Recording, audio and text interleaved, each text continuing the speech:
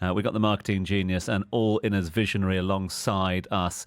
He's going to share with us the top 5 mistakes marketers are making today. It's a warm welcome to the studio, Matteo Pittaluga, who joins us live in studio. Matteo, always good to see you. Thanks for joining us. Thank you so much for the invitation. And first thing, well, I want to say big shout out to Dubai Eye and big shout out to Virtuoson, because without them, I wouldn't be here today. So thank you so much. Thanks, Matteo. Thanks for being here. Yeah, brilliant to have you here, and a big thanks for the. In fact, with that sort of opening, you can come back whenever you want, Matteo. You are always welcome. The door is open.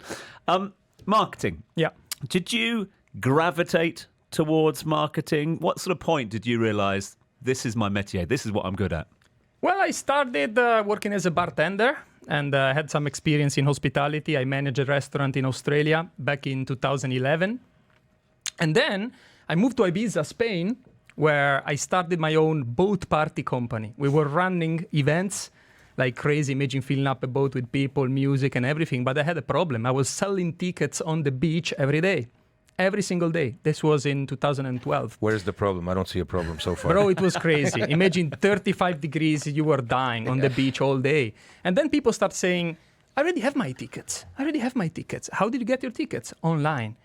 And back in 2012, people already started purchasing stuff online massively, even for events, tickets and everything, especially British, you know. All the UK people, they were very organized. Italians were like, we're going to sort this out later and everything. So I'm like, okay, I'm going to learn how to market online. And I took the winter, you know, in Ibiza, it's dead in the winter completely. So I stayed there. I completely isolate myself and I studied marketing 24 hours a day. The result, the summer after that, my boat party was full every single day with people who were purchasing online. Wow, that's an interesting story. This was crazy.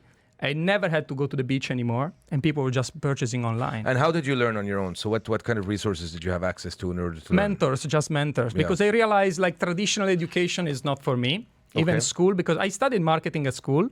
Funny thing, I never passed the exam, the marketing exam. Oh, it's wow. crazy. And that's one of the easiest, Matteo. What's wrong with you? What's wrong with you? Did you ever even go to class? I didn't like it because it was not practical. Yeah. I've always been this kind of guy. I want practical stuff that can be applied to the world today.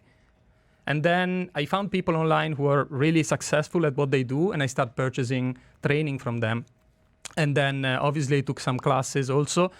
And then I just, you know, doing things. I just put myself into it and working all day, testing different things. I was one of the first people in Spain who were running ads, Facebook ads in 2012. Imagine, you know, when nobody was talking about really... And back then it was really cheap. I remember you doing extremely something like easy that. and cheap, you know. Yeah.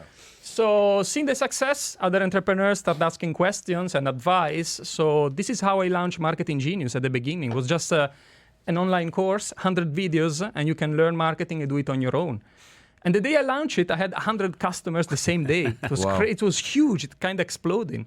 So I brought on board my business partner, Fabio, and then we went from there. And the rest, as they say, is history. During that time, Matteo, Fabio, and the rest of the team being able to put together the do's and the don'ts of marketing, if you like. And we're going to focus today, if you don't mind, on the mistakes that marketing teams make. A lot of people will set up their business, they'll start it with Virtuoson, and they'll sort of tick a box. They say, have we got a marketing department? We've got someone who does marketing, but what do they do, etc. Maybe you sort of take your eye off the ball a little bit at the beginning, but getting it right from the start is essential. So work me through the top 5. You're starting off with doing too many things instead of focusing on what is really working and scaling that. What do you mean by that? I see now there are so many platforms. TikTok is booming, Instagram, Reels and everything. So people get confused. There are so many options, so many platforms, but maybe your business is not suitable for a certain type of content. And I saw lawyers that see now pranks going viral on TikTok and they start doing pranks, but you're a lawyer. Come on, man. You can't, you know,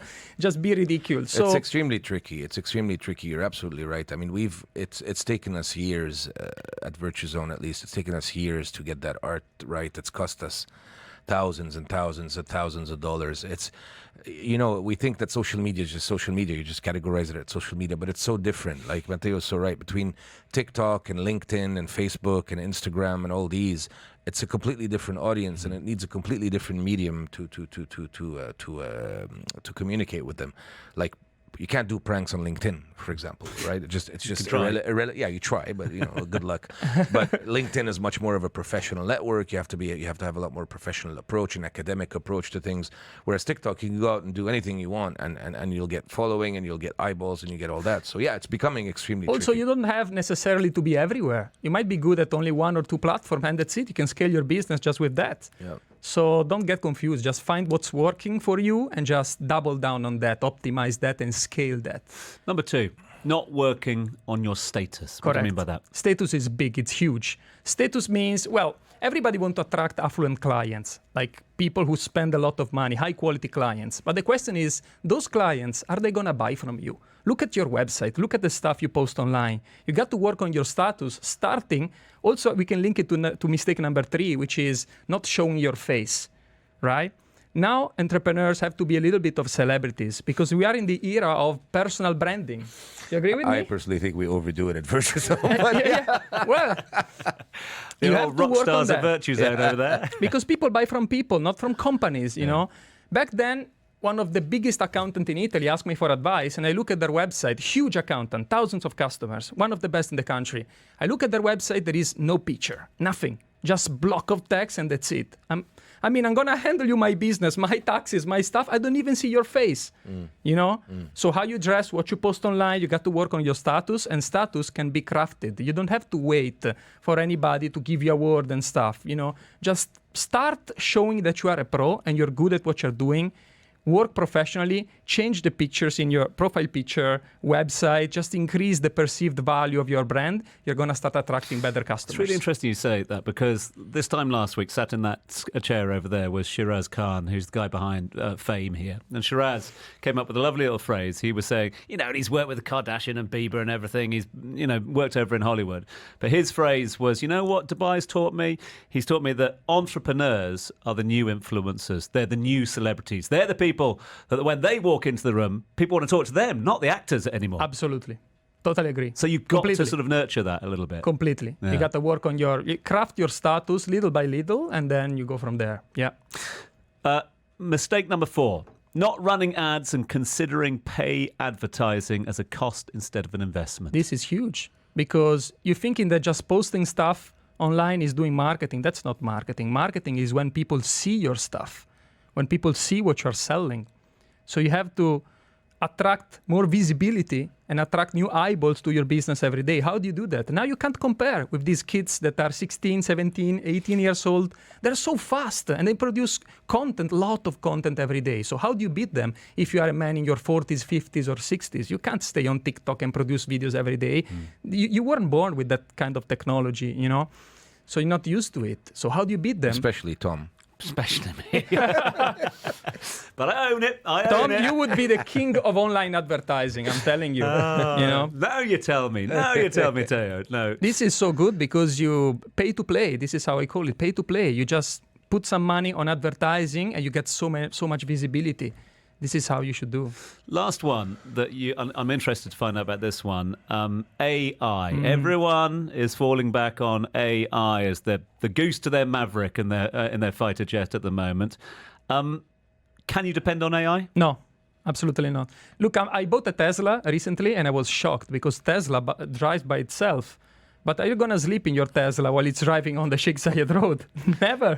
Man, this is how it works with AI. AI is a co-pilot. It can help you do your things faster, save time, but you have to keep an eye on AI. And also you need to know what strategy works for your business. Then AI is going to do all the dirty job for you.